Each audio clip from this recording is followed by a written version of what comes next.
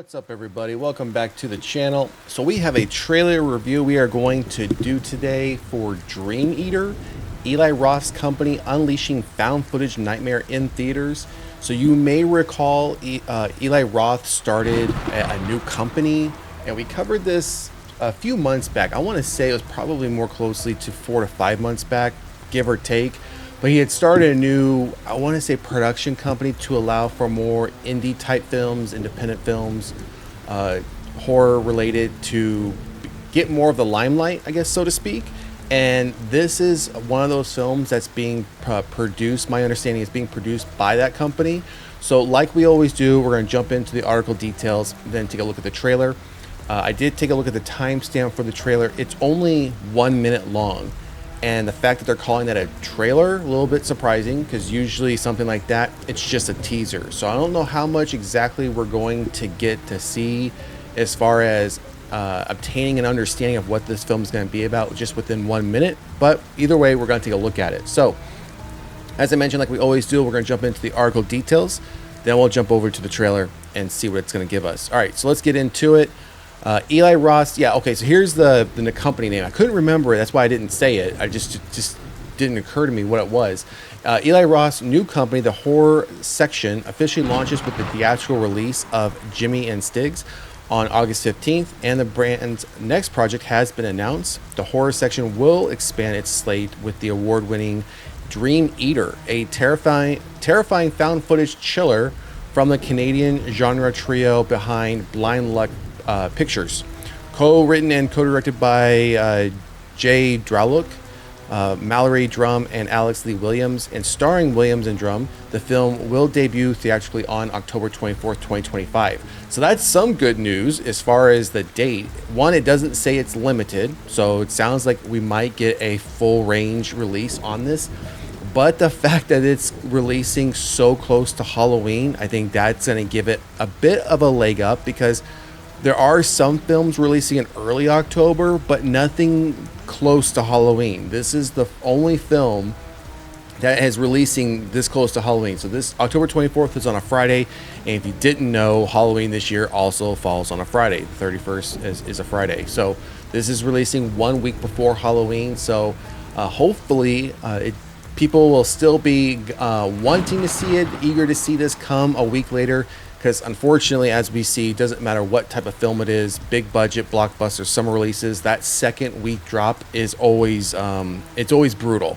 I mean, we've seen some films, especially in the horror space, we experienced that quite a bit earlier this year on some of the films. And we talked about a lot of those, whether it was Companion, Hard Eyes, Wolfman, all those films saw dramatic drops in their second week releases. So with this one, again, being closer to Halloween, hopefully it could still garner some attention and some fans wanting to go see something on Halloween, especially a horror film. So right now, it's the only one that we've come across that's getting released close to that time frame. So hopefully it can take advantage of that. Watch the trailer below, which we're going to do here in a moment. Blending raw documentary-style realism with escalating tension and scares, Dream Eater delivers an unshakable nightmare that lingers long after the final frame.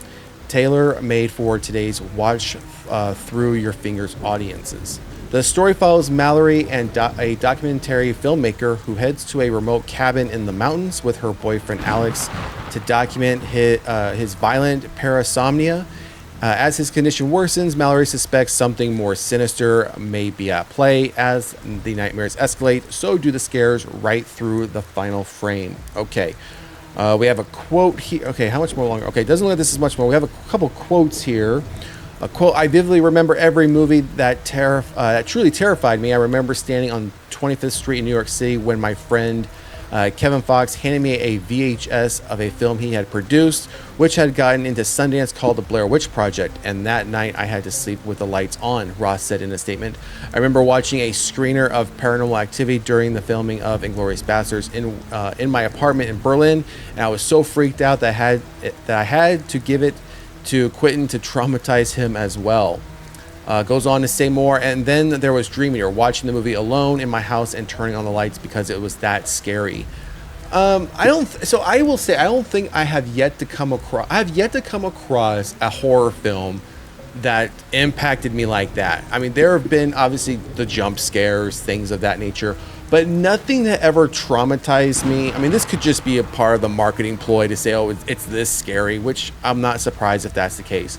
All I'm saying is I've never watched a horror film that traumatized me enough to say, oh my gosh, that just scared me to my core, or that now I'm worried some about, the lights being off, or I need to turn the lights on. I've never had that issue, but that's just me. It has been so long since I've been truly terrified by a film to such a degree that I had almost forgotten what it felt like. What these three filmmakers have pulled is not just remarkable on a low budget do-it-yourself filmmaking level. They achieved the holy grail of horror, which is to make a movie that absolutely terrifies you. I was so blown away that I sent the film to everyone at the horror section, and we all agree that this is the one. I believe Dream Eater will be the scariest film of the year and truly has the potential to break out to be the next Paranormal Activity or Blair Witch Project. I mean, that's pretty big, but I also think the time that those films were released, especially the Blair Witch Project, it was at a time when something like that had never been done before, had never been seen before.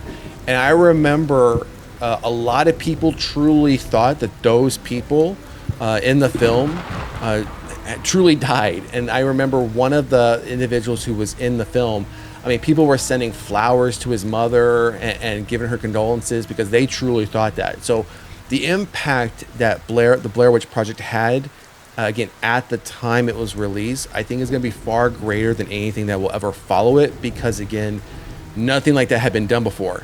We've seen plenty of films like that, so it's going to be interesting to see how Dream Eater can kind of break the mold, so to speak, and try to differentiate itself from that to kind of put itself in the same category as being that level of scary and that level of eeriness. So, all right, let's keep going. We have the trailer here, and we do have a poster. So that's pretty. Okay, so I love the poster because I feel like it definitely has you interested to see what this film is going to entail. What you don't need on posters is exactly this. This is exactly the stuff I say you don't need and should never be on posters. One of the scariest movies of the year, and it's a quote from an at whatever, whether that's someone's X account or Instagram account. This type of stuff isn't needed. This type of stuff I think is just nonsense to have on a movie poster. The movie poster will be great. Get rid of that and get rid of all these names here. Just have Eli Roth Presents Dream Eater. It won't let you sleep. That's all you need. Especially with an image like this, that is literally all you need. Putting this on there is just nonsense. So, all right, so that's it. That's the bottom of the article. But at least we did get him a movie poster out of this. So, all right, let's get back to the top. Now let's pull up the Dream Eater trailer. Again, it's only a minute long. I'm surprised it's only a minute long. So let's pull up this trailer and see what they're going to give us.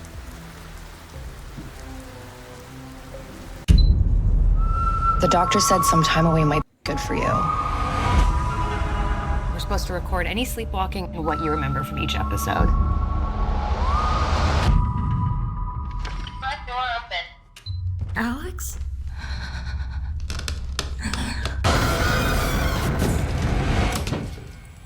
Come back to bed. While people do sleepwalk, rarely do they lash out violently. He's here. There are other people seeing this thing in their dreams night after night. You need to get out of that house. That wasn't Alex.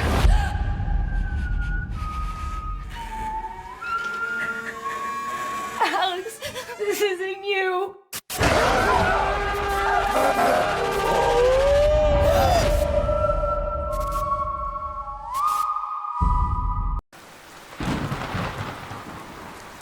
So that looked pretty interesting. I will say I think what's going to give this a level of eeriness that many other films that have attempted this, not to say they failed or fell short, but if you notice at the beginning of this trailer, it's almost like the Shining types scenario or setting the scene.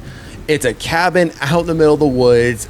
We're opening up to the fact that there's a blizzard or a massive snowstorm outside, And then we get into seeing some of our only two characters, really, besides the doctor or a psychiatrist, like doing a video call. But it's also, I can see where the name is coming from, Dream Eater. So looks like the main character, I think his name was, let me go back to the article. I think his name was Alex, was his name. Let me go back to the synopsis real quick. So let's see. So we have Mallory's one character. Okay, Alex is the other name. So Alex looks like the one that we saw on the poster, the gentleman with the long hair. And it sounded like when the psychiatrist was talking, it's something that he's experiencing while he's dreamwalking. And then there was a point where we get into, obviously the whole house is dark. Someone's got a video camera with a light on it, and we see. I think the most eeriness when we first see him is at the top of not the top of the stairs, but he's looking over the banister of the stairs, and that's a jump scare right there. And then he's at the top of the stairs saying, "Are you come into bed?" And then just kind of walks off. Finds himself in the middle of a snowstorm, just standing out there in the snow. So I'm wondering if this is going to be one of those aspects where everything that he's experiencing goes with the name Dream Eater. So everything that he's experiencing is he's sleepwalking.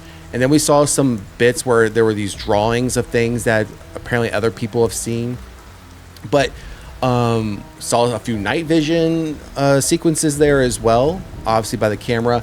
And then we saw him down in, I think one of the last scenes we saw was him jumping out of like a closet and then running and crawling, kind of like if you remember seeing the uncut or extended cut of The Exorcist, the original film, when Reagan was running down the stairs, but kind of arched up backwards almost on her hands and feet, running down. He was moving at that type of speed outside of this closet towards the end of that trailer, and then the trailer ends. So I think this looks really good. Again, I've mentioned this before. I'm not much of a found footage person as far as the subgenre goes, but this one looks pretty good. Again, I like the fact that it's really going to be secluded to these two individuals, and I think what's going to make this even scarier is, again, you have that type of Shining setup situation. You're in a cabin, you're out in the middle of the woods, they could be snowed in by this massive snowstorm or blizzard, and she has no way of escaping.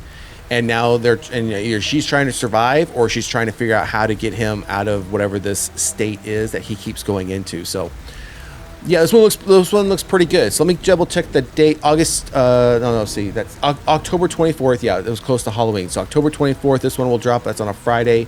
So drop a comment in the comment section. Let me know what you think about Dream Eater. Again, this is one of the second film coming out, Eli Roth's The Horror Section.